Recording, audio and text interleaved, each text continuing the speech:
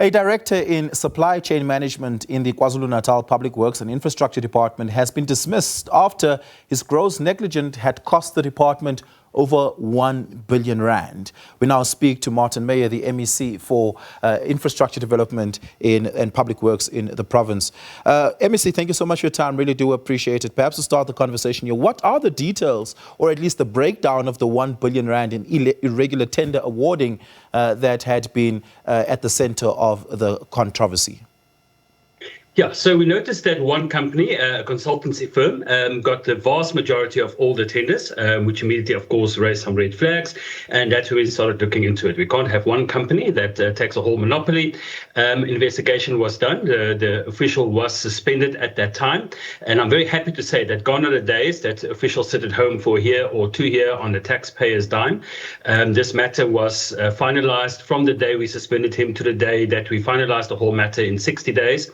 The matter will now be handed over to the Hawks. We already started the talks with the Hawks to hand over the matter to them for investigation into the company and see if any criminal wrongdoing has been done, and of course to see if any of the money can be recouped by the department. At a preliminary level, has there been a determination between of the nature of the relationship between the supply chain manager on the one hand and the company, the consulting company in particular, on the other hand, that had received the tenders? Yeah, of course, something like this will immediately raise that red flag. Unfortunately, we are limited in our capacity to investigate, which is why we're now approaching the Hawks to assist us. The law enforcement agencies are much better placed to further investigate these matters. We can only look in what we can see within our own internal systems and the files and all of that. But the definite red flag has been raised, which is why we asked for further investigations. But I must also at this point state that even before we started this investigation, we started to make a lot more transparency part of our processes, which is why last year we announced that as a department, all our tender processes will now be recorded, both audio and visually. We've already seen the results in it, that none of our tenders that we've done since then has gone to an appeals process.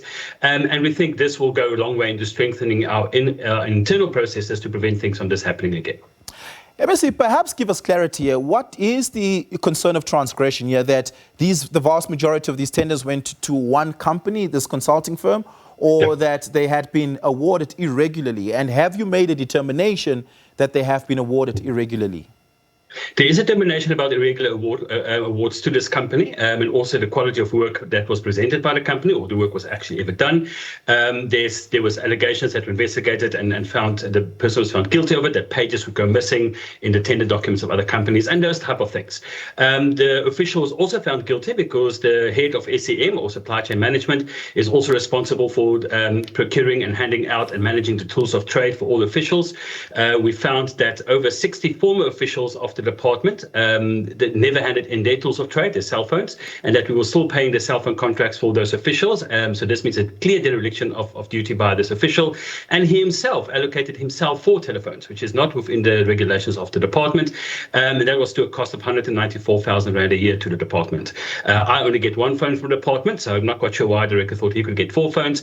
So this is obviously the most serious of the allegations he was found guilty on, but there were many other allegations against him as well. Yeah.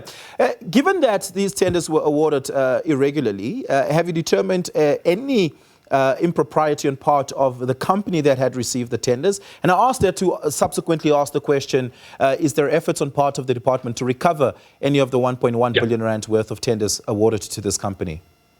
So we are now going through each, because it's quite a few tenders, so we're going through each of these tenders individually. That will take some time. We've already started this process, obviously, quite a while ago. But this is also why we're approaching the Hawks. The Hawks is much better placed to investigate these things fully than we are.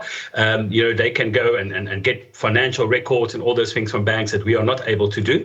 But there will definitely be, once we've started that process, we will attempt to try and get back some of the money. It's not my money, it's not the officials' money, it's the money of the taxpayers and the residents of KwaZulu-Natal. So this matter is not the end of it. I must also point out that there were a couple of other senior officials that has also been suspended at the same time. They have some other charges, but this is also one of the matters because they are officers of the department that are also responsible for these matters.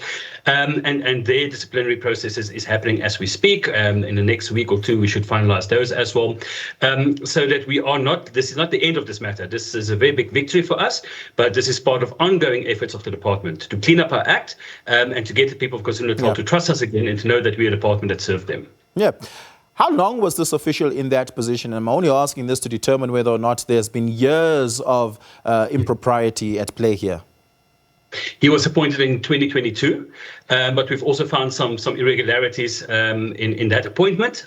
So this is one of the things where you start pulling at a thread and the whole thing falls apart. But yeah, he's been with the department since 2022. Yeah. MEC, thank you so much for your time and you're giving us an update on this. Really do appreciate it. That is the MEC for Public Works as well as Infrastructure in KwaZulu-Natal, Martin Meyer.